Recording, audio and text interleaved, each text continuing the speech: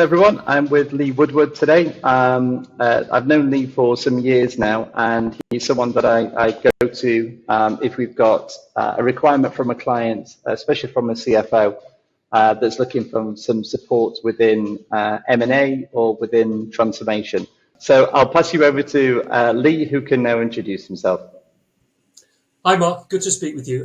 So my name's Lee Woodward. I have been working as an interim now for about 10 or so years. Prior to that, I qualified as a chartered accountant and came up through a fairly traditional route as a finance manager and then financial controller and finance director. And along that path, I spent about 8 or so years working with ERP systems as the finance lead. So I did two large end-to-end ERP implementations, one with Oracle and one with PeopleSoft, from the initial PFI right the way through to implementation.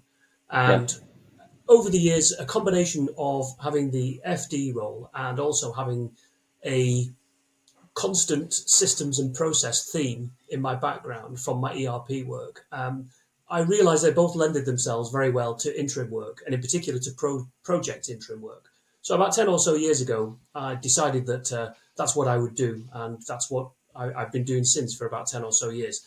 Over the last 5 or 6 years, I have worked mostly on M&A projects. As far as my M&A project experience, I've worked on both the buy side and the sell side. I've worked with clients including Yorkshire Water, NISA when it was taken over by the Co-op. I've also worked with Mighty as their interim head of M&A when they took over Interserve Holdings, and also with a couple of smaller PE-owned businesses as well, working as the interim FD at the target company, where I implemented a number of systems and processes and recruited a finance team and the first finance director of those businesses. So that's a broad outline of the work that I do.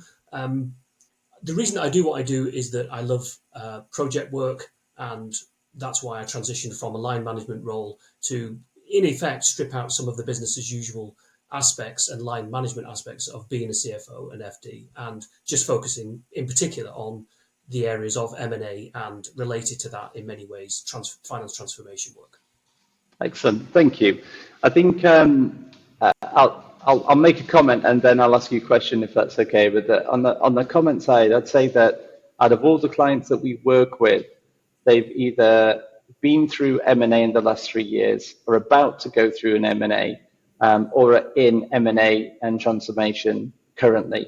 I think that's probably safe to say that's probably most clients that we've worked with over the last sort of 12 years or so. So just a sort of comment from my side. The question I've got for you then, this is a question, this is a conversation that I have with CFOs. And I talk about people like you that we have working with us that have got this finance background, M&A experience. And sometimes the client will say, well, what's the difference between me going out to a large consultancy? So there are several out there to choose from. What's the difference between sort of going there and getting an individual or maybe a team of individuals come and support me in this, and then bringing in an interim manager? Like, how are they different? I wonder if you could explain that a little bit. Yeah, of course. I mean, it's a great question, Mark. It's a great question to ask. The way that I distinguish myself from that is that as an independent contractor, I unashamedly work quite subjectively. I'm a commercial ex-CFO and FD with quite a lot of experience in industry. I've spent about 25 years or more in industry, even though I'm qualified with a chartered accountancy firm.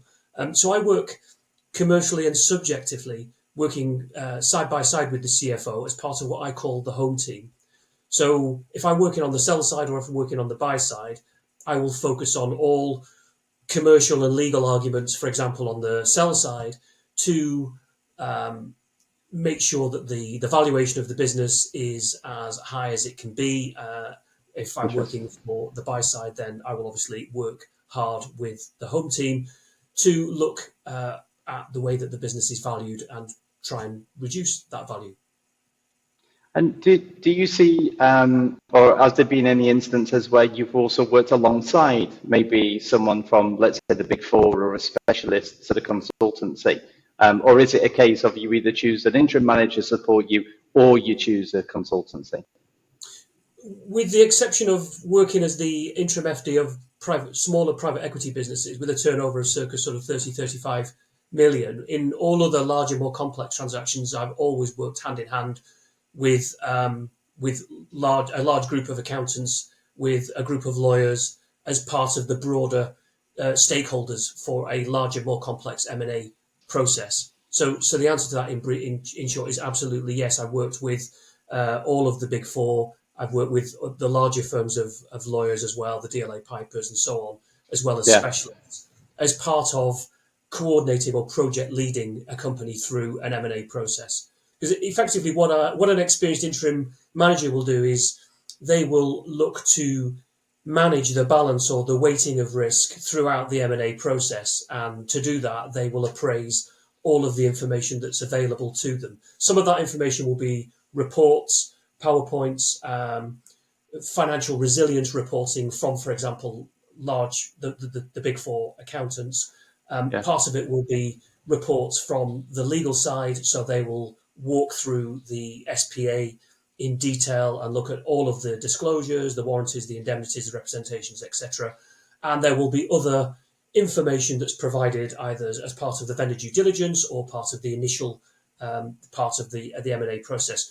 So I don't wear a hat or a badge as such. Again, it's something that I just generally don't do as an independent consultant. What I generally do is I work in a maneuverable role around the CEO and the CFO in order to assist them in whatever way is required as part of that process.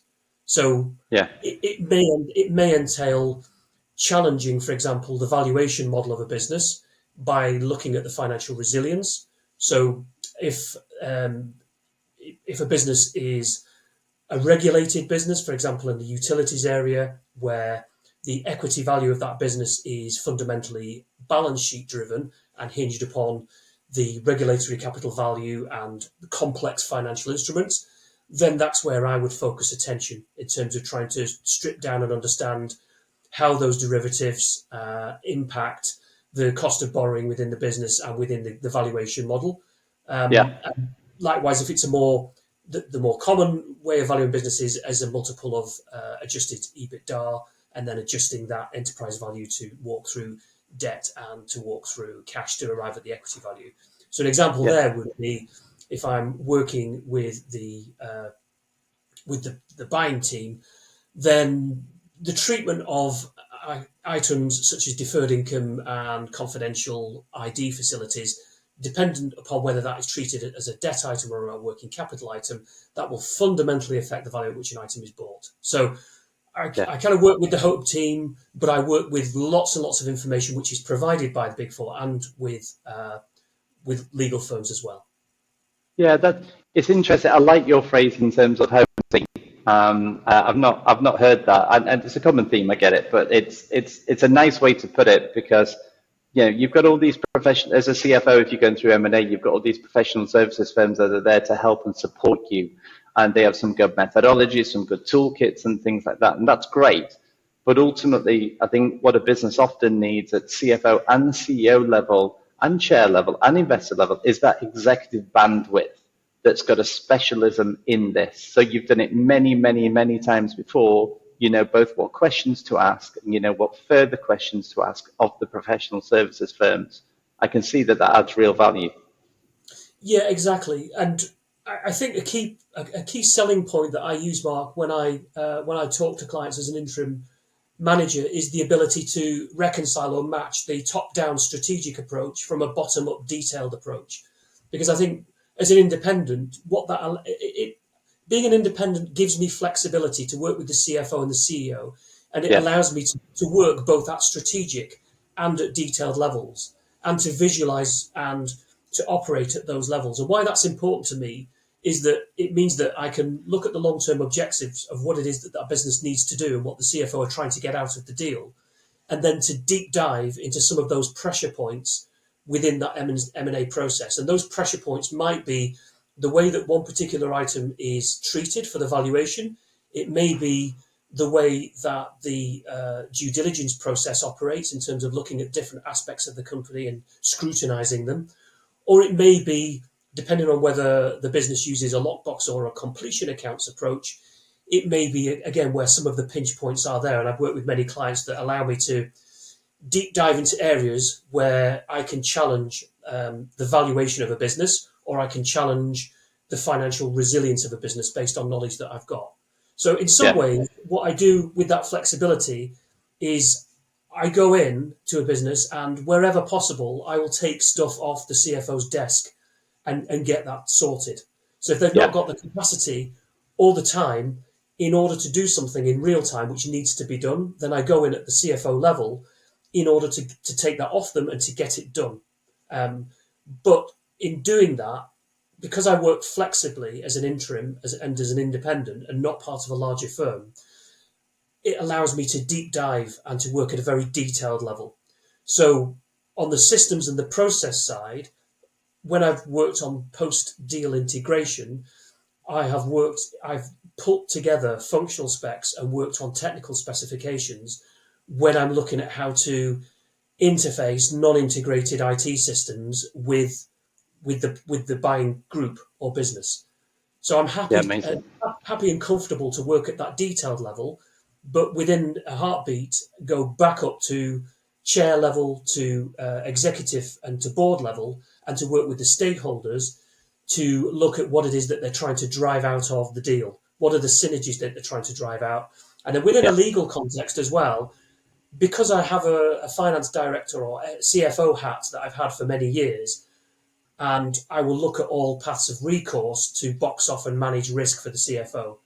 So if the deal goes in a particular direction, what can we do as far as warranties, indemnities, representations, disclosures, in order to manage the risk of ourselves, either as the buying or the selling company?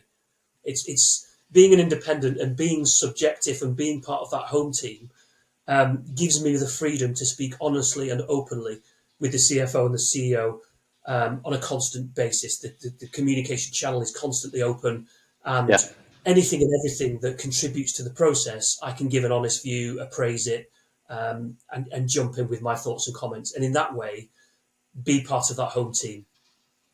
Yeah, see, that adds value in itself. I mean, when I speak to CFOs who've gone through this process with an interim manager in support, then often they'll say, as I'm juggling 20 balls at once, and then I've given another 20 because M&A is just complicated.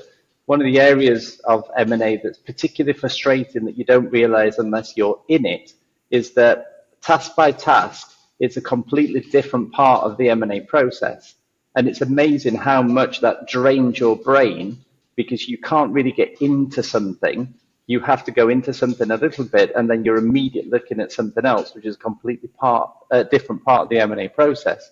I guess with someone like you, they can, as part of the home team, they can set you off in one direction to look at something properly, and then it's not taking the CFO's brain capacity away, and it allows them to concentrate on something else. But you're both going to come together at some point. Because you're on the same home team. I think that's a powerful thing.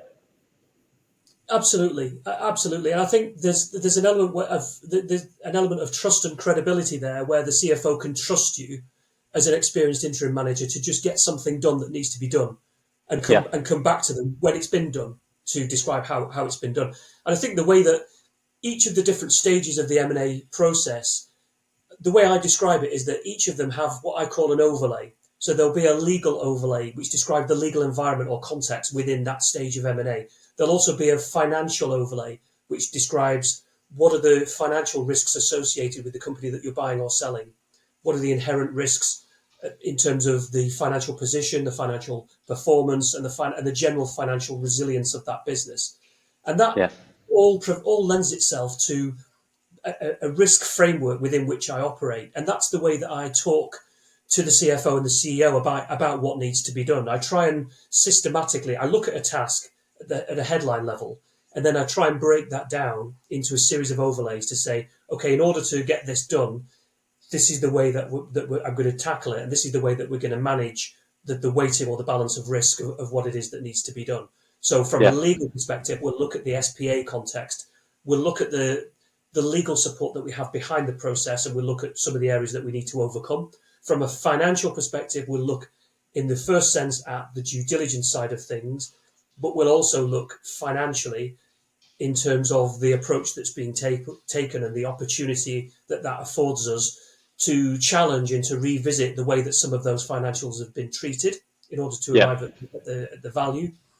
And then wrapped around that, Mark, as well, as I say, as an interim, there is an ongoing contribution or value that the interim manager can provide above and beyond the initial, for example, valuation, due diligence, or the completion of the actual deal as far as lockbox or completion accounts is concerned. From that point, there is also an ongoing post-deal integration element that a good experienced interim manager can provide, because most CFOs that I've worked with, when they integrate on a buy and build strategy and they have a number of acquisitions that they need to absorb into the larger group, they immediately have a concern or a challenge that they have a non-integrated IT and process architecture that needs to be resolved. So the first questions are, how do I improve and streamline corporate reporting? How do I improve month-end process? How do I create an enlarged group which crystallizes and capitalizes on all of the synergies that the buyer has told me about when I started on the deal? I now need to make that real, and I need to provide a timeline for the stakeholders, whether that's a PE house or whoever that may be, that realizes those synergies. So that's another aspect or another facet of the M&A project work that I've dealt with in the past. And that's taken many forms. Sometimes it can be more system orientated because there's a clear-cut ERP architecture that needs to be integrated into. Sometimes there isn't that, and it needs to be it's a bigger problem to solve because there really isn't a ready interface between lots of non-integrated systems. And that's a bigger challenge, and I love getting stuck into that because that requires a project lead ERP hat, and it also requires a financial transformation hat in terms of managing those customer to cash, those requisition to pay processes, etc. Yeah, okay. I mean, I agree with you. I think if I look back over the last sort of 20 years or so that I've been supplying interim managers into clients, I'd say that post-acquisition integration is one of my favorites. Just because, when you start assembling individuals like you that are very experienced, and then you start wrapping teams around them, if that's what's required by the client, then after 3 months, after 6 months, certainly after 12 months, the benefit that you've added, the value contribution that you've added is measurable. And that I really enjoy, because I think everyone likes to sit back once they've done a hard day's work and go, yep, that's where I've added value. And I think post-acquisition integration gives you that opportunity more than many types of interim management work. So yeah, I share your enthusiasm on that. Yeah, it very much does, Mark. And I think the other thing as well the other aspect that I really enjoy of the role that I have is that the technical side of what I do is taken as read from an FCA Chartered Accountant qualification. So we're walking through the mechanics of the valuation itself, of the due diligence process, and walking through the mechanics of, including the legals in some way, of how the completion accounts or the lockbox or whatever technical approach is used to get through that process. That's all assumed to be there in terms of qualification. What then differentiates you as an interim exec is you as an individual, your personality, your chemistry, the way you work with the home team, the way the way that you come across to different people, from the owners of the business, the board of the business, right the way through to all of the staff within the organisation. And I think when you focus on the post-deal integration side, that particular aspect really comes into its own. Because I think without that, you can't build up that relationship of trust and credibility, and you can't work with people efficiently, and you can't get what you need from the business in order to make it work. So I think if you are going to be an independent and you are going to be part of the home team, then the personality side of what you do is massively important. For me, it's a complete unique selling point, as I say, because the qualification and the technical side and the legal side of things I take as read. I think if you look at somebody who has a certain background, they've been an FD or a CFO, they're a chartered accountant, and they've got various hats that they've got, well, it's taken in red that you're able to do what you say you're able to do, because you wouldn't be in the industry if you couldn't. So then for me, it then comes down to, well, what is it about you, for example, with Lee Woodward, that's above and beyond what somebody else might be able to do? And that's where I enjoy and I love doing what I do, because rather than wear a particular badge, as a project interim, I can just go in as me, and I can effectively maneuver and work around and with the CEO and the CFO and do what is it that they need me to do. And sometimes from the post-deal side, that is to embed yourself with the FC or with the finance team or with whoever is required for a period of time to just get stuff done, so that you can then go back to the board meeting, back to the CFO and say, right, we've now got to the end of that project and that job has now been done. And during that time, the CFO has been a sponsor in name, but from a day-to-day perspective, they've been able to delegate that responsibility and to get on with stuff that they need to do instead. Yeah, I agree. I think that's probably the biggest part of our role. So I think when I was first starting out and supplying more junior people into clients, because, you know, as like everyone else, you go through your grounding period and you learn your skills. And then you move up towards sort of this end, which is the more sort of top end balance sheet focused type problems. Some would call it cultural fit.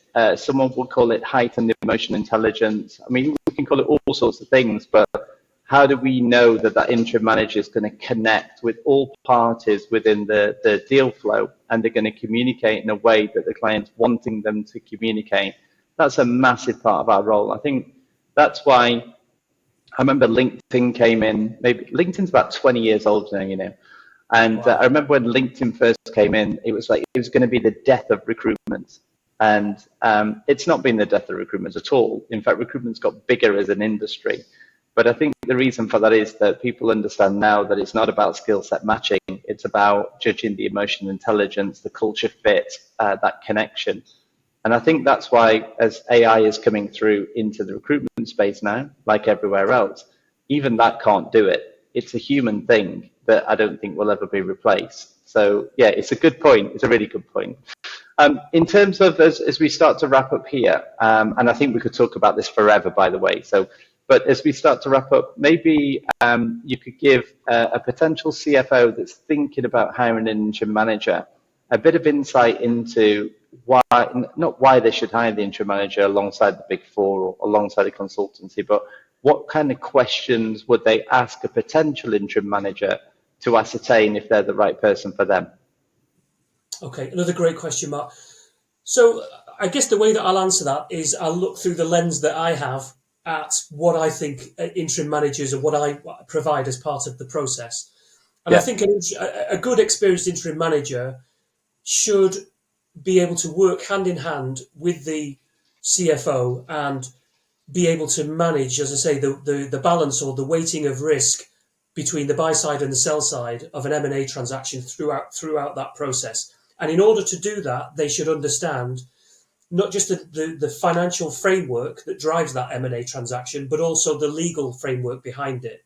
So for me, if I was a CFO that was looking to work side by side with an experienced interim manager, I would ask for examples with clients where they've been in situations and they can demonstrate that their legal and their financial and their operational knowledge of that particular sector or that type of process is thorough, and the CFO can therefore assume that they have the skill set and the toolkit in order to do that.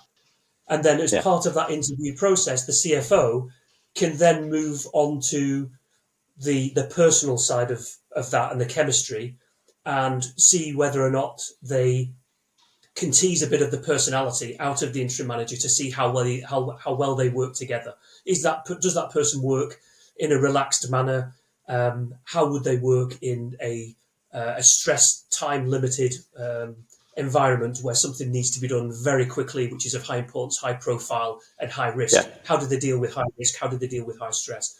So for me, those are the areas, those latter areas tend to be the ones that I focus on and try and draw out with a conversation with the CFO, because I often see are the distinguishing factors between somebody that can do the job and somebody that can do the job well, but also can do it in a way where the CFO and the CEO are instantly relaxed about what it is that needs to be done. Yeah, okay. No, that's a great answer. Thank you. one of my favourite comments that the CFO ever made when we were hiring, someone with your type of skill set to support with M&A. After the interview, I asked for some interview feedback, and they just said, "Yeah, I like him. He just gets it."